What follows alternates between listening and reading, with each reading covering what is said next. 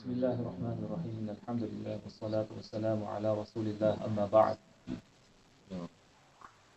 Yesterday's story in regards to the King Mahmud and Ayaz. I said that Ayaz was a minister, but more than a minister, he was like an advisor to the king. Maybe nowadays we call it a spin doctor. Anyway, when the British were ruling in the subcontinent, India, Pakistan, Bangladesh, Sri Lanka at that time, a true incident took place between the Hindus and the Muslims, which was that there was a piece of land which the Muslims were saying it was theirs for them to build a masjid, and the Hindus were saying, no, it is our land for us to build a temple, a mandir, a temple. And you know, even today, if you go today, we all, probably you are aware of the rivalry and the problems between Hindu and Muslims, and this was, probably 100 years ago. So anyway, the British were ruling at that time. So obviously the natural thing was to go to court and to get a decision. So both groups of people, the Muslims and the Hindus, they went to the court, and the judge was English. And the judge knew that this was a very delicate, sticky situation. It's the two religions fighting for a piece of land. So the English judge wanted to settle the matter outside the court rather than inside the court. And he said to both groups of people, look, why don't you settle this outside the court? It will be better. Try to find a solution. Try to find someone who can decide for you. So the Hindus said, okay, there is a Muslim man, old man, we trust him, he's a pious person.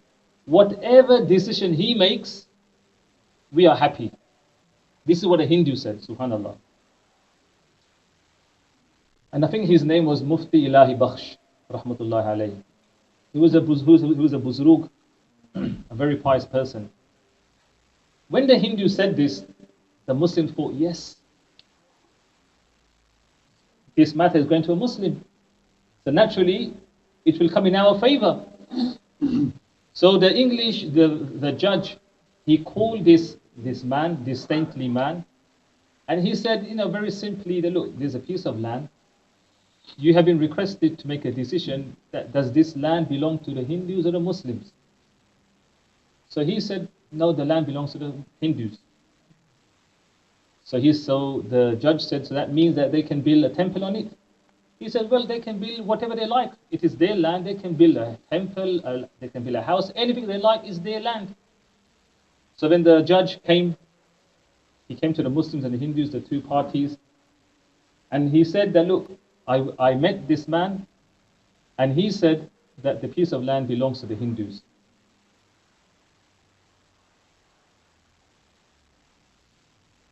And obviously, you could imagine the response of the Muslims, and you can imagine the face and the reaction on the faces of the Muslim when hearing this.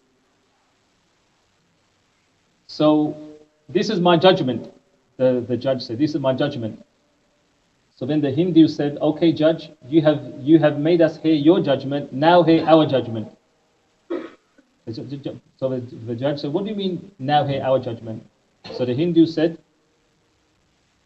because of the decision which was made in our favor, we are now ready to accept Islam now. Because of the honesty.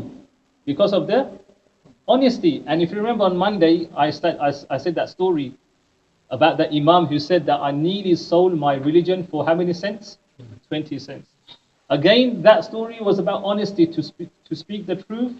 And honesty, and one person, I think that person, that bus driver, accepted Islam. Over here, because of one Muslim person who spoke the truth, not one person accepted Islam, a whole community of Hindus accepted Islam.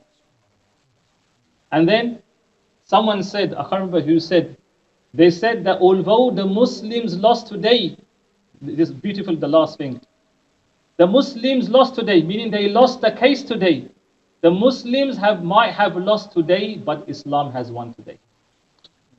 The Muslims might have lost today, but Islam has won. And this is These are the consequences, and these are the fruits which we can see when speaking the truth. Allah subhanahu wa ta'ala help us to always speak the truth. Subhanallah wa bihamdihi, subhanallah wa bihamdihi, ashhadu an la ilaha illa anta, astaghfiruka.